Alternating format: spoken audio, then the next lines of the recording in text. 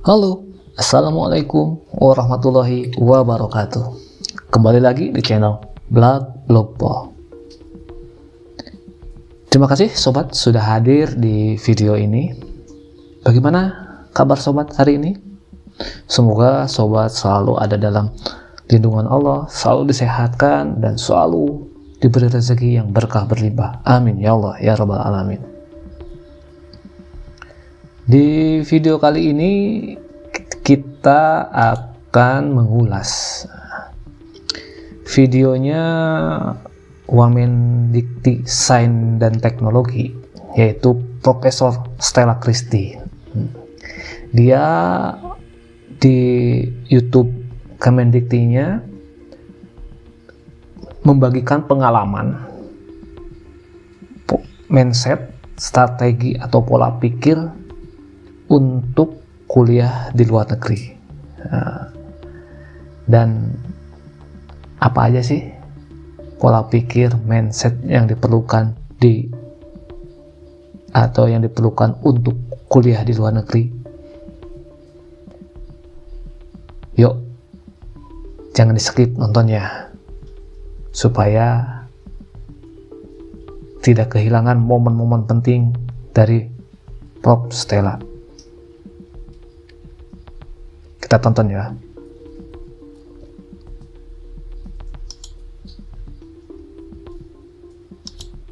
Itu seperti apa?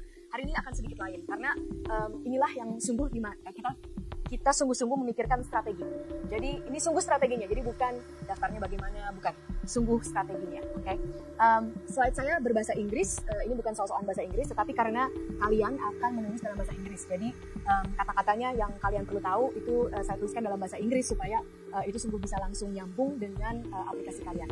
Kalau kalian berada di tingkat 1 misalnya SMA 1, ini juga sangat penting. Kelas 10 ya istilahnya. Waktu saya ke SMA 1. Kelas 10 ini juga sangat akan berguna dengan kalian karena memang seharusnya jauh-jauh hari kita mempersiapkan. Baik. Nah, di college application ini yang hari ini ada 3, walaupun kita bilang strategi session.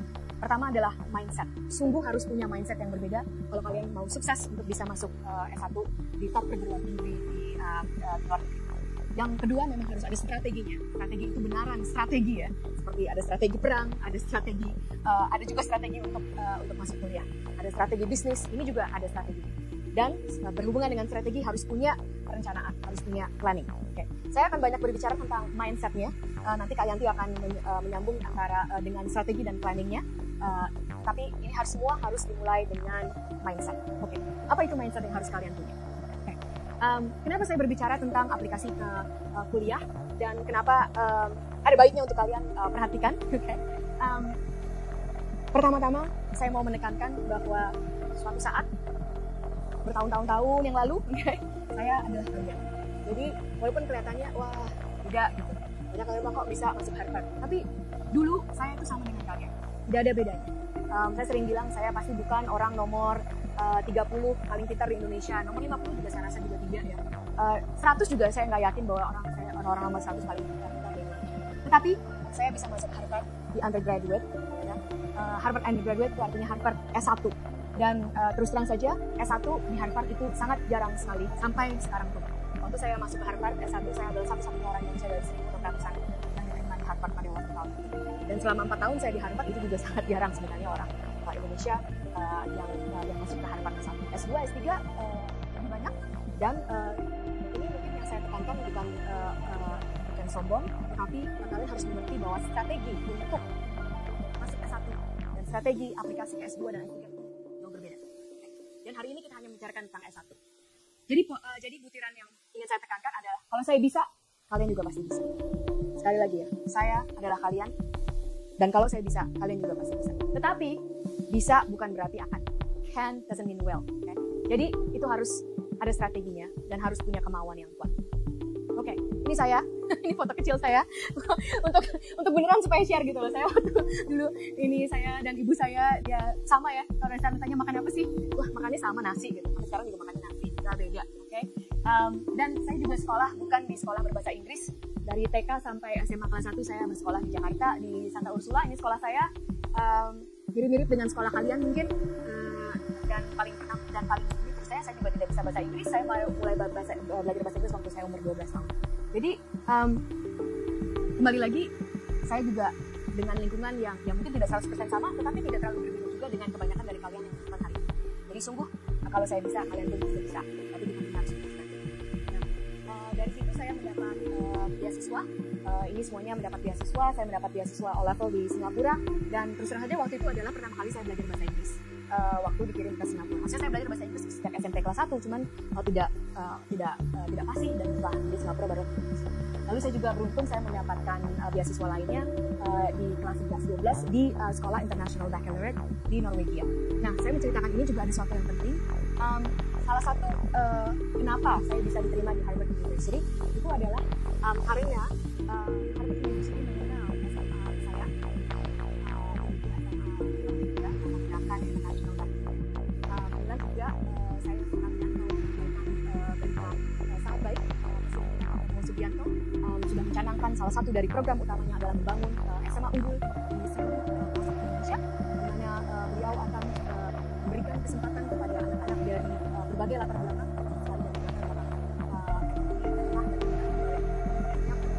SMA yang sebagus-bagusnya sehingga mereka bisa lanjut ke sekolah ke universitas top. Nah, waktu saya di Harvard University ini saya tinggalnya di tapi saya bukan di sini tinggalnya di sini. Tapi yang jelek itu dalamnya luas, jadi sebenarnya yang bagus dari luar bagus, tapi dari dalam sebenarnya hidup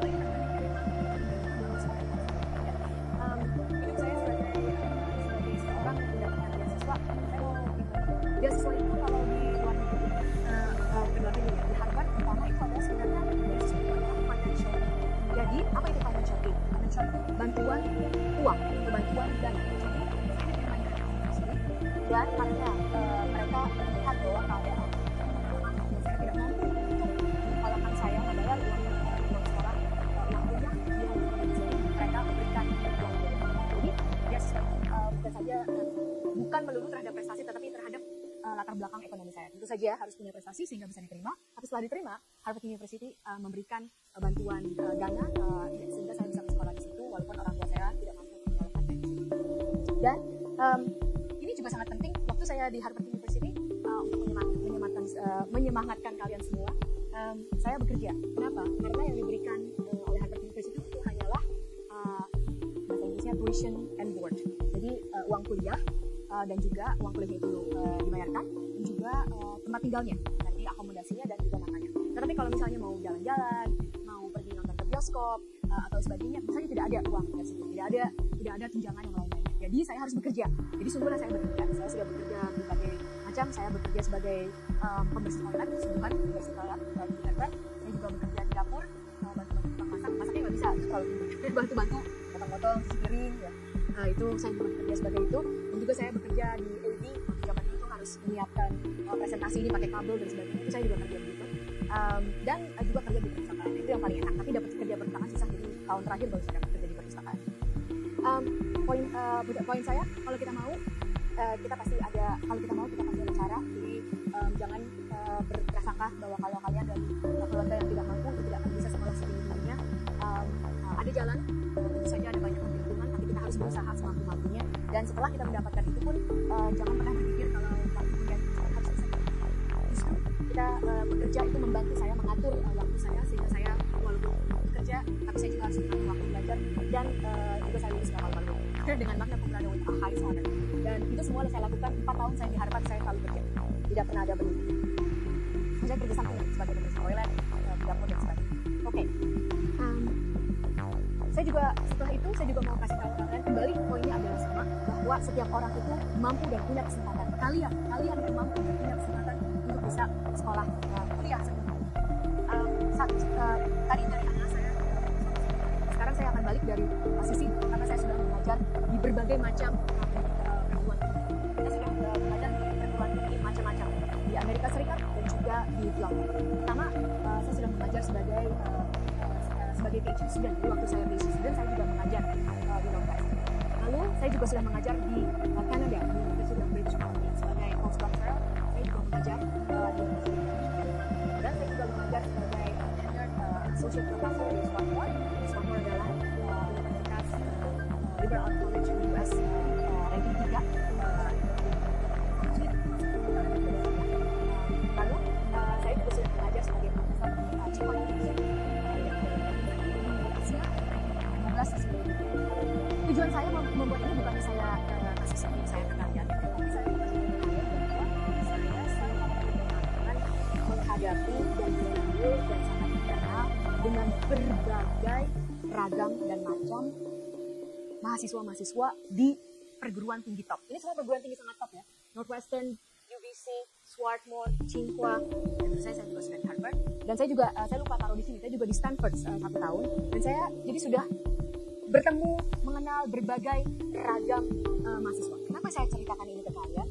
Karena saya bisa lihat bahwa semua mahasiswa yang begitu impresif yang ada di universitas yang saya sudah ajar ini, mereka tidak lahir demikian, tetapi mereka sungguh berusaha dan mereka sungguh berusaha keras untuk bisa menjadi mahasiswa yang hebat itu. Jadi, maksud saya kalau kita punya mindset, strategi yang tepat dan planning yang seksama, kalian pun juga bisa akan masuk. Itu sangat penting. Kalian juga bisa akan seperti mereka dan masuk ke top. Nah, jadi ada 3 mindset, strategy, planning. Kita mulai dari mindset dan saya kebanyakan akan mindset di strategi dan planning dan oleh Pak Yanti. Mindset apa? Mindset apa yang kalian perlukan supaya kalian bisa masuk ke atau punya kesempatan besar untuk masuk ke top universitas? 1, ini saja. Semuanya harus dimulai dari diri sendiri. It starts with you. Ini yang paling penting. Kalau kamu, saya pakai kamu karena ini masih sama. Kalau kamu tidak yakin, kalau kamu tidak mau, kalau kamu setengah-setengah, tidak akan bisa. Tidak akan. Jadi, kalau misalnya kamu di sini, karena orang tua bilang, ayo pergilah ke luar negeri, ayo di sini lah. Gak usah buang-buang. Nonton yang lain aja lebih seru. Ada film banyak. Apalagi minggu malam. Jadi, ini yang paling penting. Harus mulai dari kamu. Harus mulai dari kamu. It has to. Karena yang pergi ke universitas itu kamu. Bukan ayahmu, bukan ibumu, bukan kakakmu, bukan adikmu, bukan temanmu. Bukan karena teman-teman ke situ, oh ya mungkin ya jadi enak jalan. Tidak. Kamu mau. Maukah kamu? Maukah kamu sendiri? Nah, jadi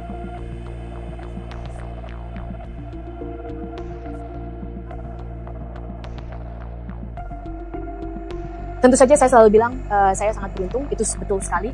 Dan kalau kalian tidak diterima, jangan merasa itu tidak bagus. Tetapi kalian harus kerja keras. Ini adalah kerja keras. Aplikasi ke universitas tidak main-main. Itu sungguh perlu kerja keras. Dan kerja keras itu seluruhnya, hampir seluruhnya, 95% harus dilakukan oleh kalian sendiri. Tidak bisa dilakukan oleh orang lain. Tidak akan masuk, saya jamin. Okay? Orang lain bisa membantu kalian. Hari ini kita bantu dari Kemdikti Saintek, ya. Kita sungguh bantu kalian. Tetapi kalau kaliannya sendiri tidak mau, itu tidak akan bisa masuk. Okay? Yang menentukan kalian bisa masuk atau tidak itu kebanyakan adalah kalian sendiri, bukan orang lain. Nah, mungkin ada beberapa kekhawatiran. Saya akan coba bahas satu-satu kekhawatirannya. Mungkin ada kalian yang berpikir, ke US University itu sangat mahal. Dan keluarga saya tidak akan bisa mampu untuk membiayai untuk ke US University. Bagaimana kalau kalian berpikiran itu? Saya bilang, ini bukan masalah. Jangan pikirkan ini dulu. Sungguh. Ini mungkin banyak orang yang merasa, oh saya nggak akan mungkin bisa, jadi saya nggak akan aplikasi. Kalau kalian sungguh mau, ini bukan masalah. Sungguh ini bukan masalah. Nanti saya akan cerita dengan, nanti saya akan memberitahu kenapa ini sebenarnya bukan masalah. Sekarang kalian jangan khawatir dulu tentang ini. Jangan khawatir tentang dana. Kalau misalnya kalian diterima di top universitas, itu ada cara, itu pasti ada jalannya. Itu pasti ada jalannya, saya jamin. Bukan berarti akan mulus, tapi itu kemungkinan besar ada jalannya. Tetapi kalau kalian tidak diterima, nggak usah ngomongin dulu yang apakah orang tua saya mampu atau tidak. Jadi, inilah kenapa concern yang ini tidak usah terlalu dipikirkan. Okay? Fokus apakah kalian mau dan apakah kalian akan bisa, apakah kalian akan sungguh-sungguh mau untuk aplikasi ke luar negeri. Okay? Yang kedua, aduh bahasa Inggris saya kurang bagus. Tetapi saya sungguh masih mau kuliah di Amerika Serikat ya, atau kuliah di Kanada. Nah, bahasa Inggris saya kurang bagus, ini sedikit masalah sih. Kalau kalian SMA 1, ini masih bisa dibetulkan. Kalau sekarang kalian udah SMA 3 dan akan aplikasi, nah ini agak susah memang. Oke. Jadi kalian juga harus realistik, oke. Dan untuk yang masih SMA 1 atau SMA 2, ini harus dibetulkan memang, bukan harus dibetulkan, harus ditingkatkan dan bisa ditingkatkan. Secara lain lagi, saya juga tadi cerita bahwa saya baru mulai belajar bahasa Inggris itu SMP kelas 1 ya. Jadi bisa. Tapi harus bekerja keras sekali. Harus banyak baca, harus banyak menulis dalam bahasa Inggris. Tapi ini pentingnya adalah fixable problem. This problem is fixable ya. Kalau misalnya latar belakang keluarga kan tidak bisa dirubah ya. Tapi saya bilang ini nggak usah khawatir. Tapi kalau tentang bahasa Inggris itu bisa dirubah, dan yang bisa merubahnya itu kalian sendiri. Jadi rubahlah. Okay. Kalau misalnya problemnya ini, ya gimana ya? Saya tidak yakin bahwa saya mau kuliah ke universitas di top di luar. Nah, ini big problem. Ini masalah besar. This is a problem. Jadi ini bukan problem, ini problem yang bisa dibetulkan. Ini problem. Kalau kalian tidak yakin, tidak akan bisa. Kalau kalian tidak yakin, mendingan jangan menghabiskan uang untuk aplikasi. Jangan setengah-setengah, karena aplikasi juga ada biayanya. Selain ada waktu, selain biaya waktu dan biaya pemikiran, ada kemungkinan biaya uang juga. Tapi ada biayanya. Dan itulah kalau misalnya kalian tidak yakin, mendingan tidak usah. Saya juga mau memberikan note. Kalau kalian tidak mau kuliah ke luar negeri, itu bukan masalah juga. Kalau memang kalian sudah inginnya kuliah di sini, di Indonesia, kita juga punya universitas yang bagus, itu tidak masalah. Yang penting, kalian harus memutuskan. Kalian yang di SMA ini yang memutuskan, bukan orang tua kalian. Kalian memutuskan, kalian mau kuliah yang seperti apa. Ya, ini mungkin agak sedikit mengagetkan ya, bahwa bukan orang tua, tapi sungguh, bukan orang tua, bukan guru. Kalian sendiri yang harus memutuskan apa yang mau kalian lakukan. Nanti yang lain itu kita minta bantuan. Tapi memutuskan apa yang mau saya lakukan, itu harus kalian sendiri. Okay? Alright, masih di mindset ya. Oke. Nah, ini mindset juga. Kita akan ada sesi tanya jawab setelah saya dan Kak Yanti memberikan strategi dan planning kepada kalian. Tetapi ini termasuk dari mindset. Kalian tidak boleh menanyakan ke saya dan Kak Yanti tentang mechanics of application. Apa tuh mechanics of application? Misalnya kalian tanya tentang, apakah saya harus kasih SAT atau TOEFL? Saya nggak mau pertanyaan itu. Itu kalau misalnya kalian memikirkan, saya mau tanya tentang itu. Kalau kalian sekarang SMA 3 dan kalian aplikasi dan kalian masih nggak tahu jawaban dari pertanyaan ini, berarti kalian tidak akan, saya terus saja, kalian tidak akan punya kesempatan untuk bisa diterima di Amerika Serikat, di top university. Okay? Jadi ini maksud saya adalah mechanics of application. Kalian nggak boleh tanya tentang ini sama sekali. Kejam banget gitu kayaknya. Kenapa kejam? Karena itulah yang maksud saya mindset.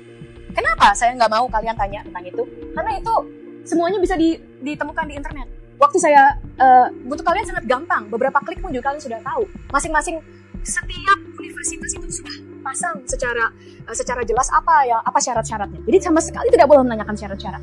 Karena syarat-syarat itu bisa ditemukan di lain. Jadi kalau kalian malas mencari tahu dan harus nanya saya, berarti kalian tidak punya mindset yang benar dan tidak punya strategi yang benar untuk bisa diterima di universitas. Saya jamin kalian nggak akan diterima kalau kalian masih punya mindset seperti itu. Jadi nggak boleh ya nanya syarat-syarat itu.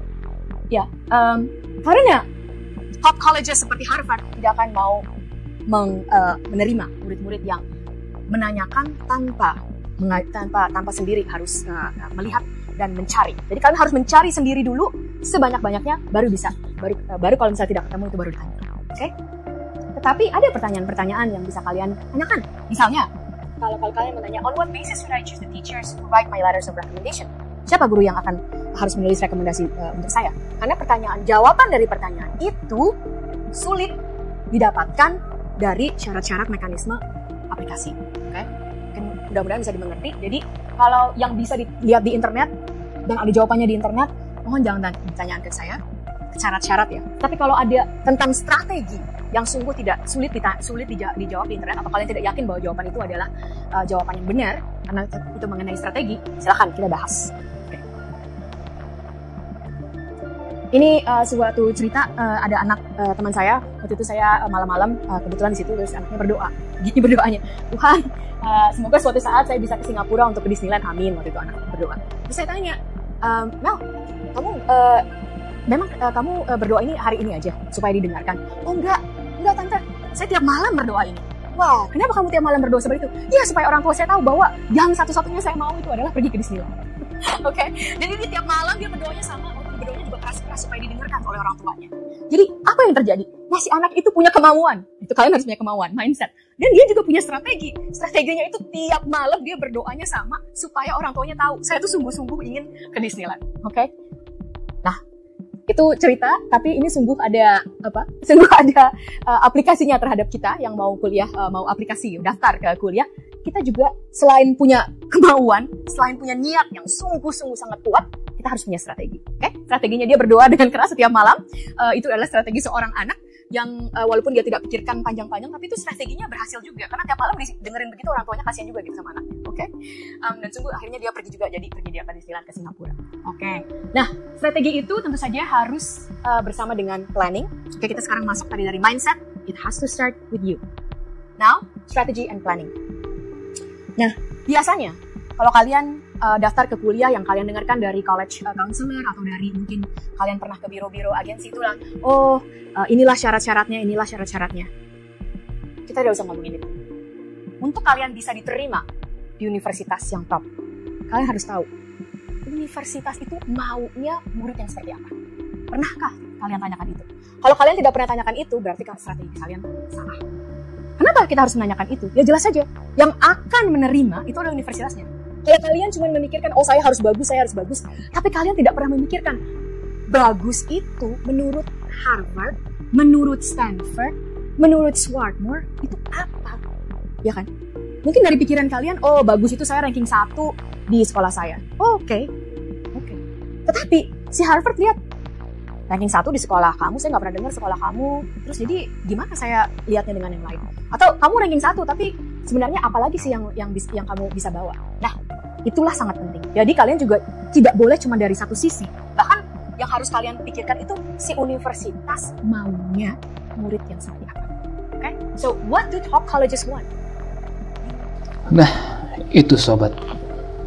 Videonya tentang Bu Wamen Dikti Sains Teknologi ya, Stella Christy, yang memberikan tips-tips atau cara bagaimana bisa kuliah di luar negeri dari hasil pengalamannya dia, gitu kan.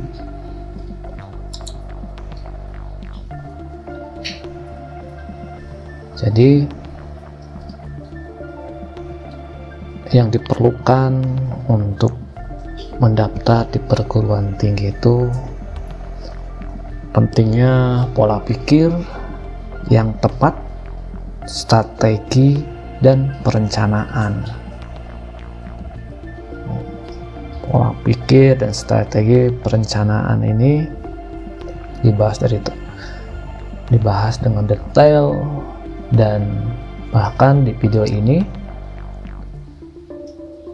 Stella Christy ini sampai mengenalkan siapa dia dan profil-profilnya dia tuh siapa. Nah, bagaimana tanggapannya? Yuk komentar. Untuk masalah strategi kita bahas di video selanjutnya ya. Semoga video ini bermanfaat. Dan jangan lupa untuk like dan share videonya. Terima kasih sudah nonton. Assalamualaikum warahmatullahi wabarakatuh.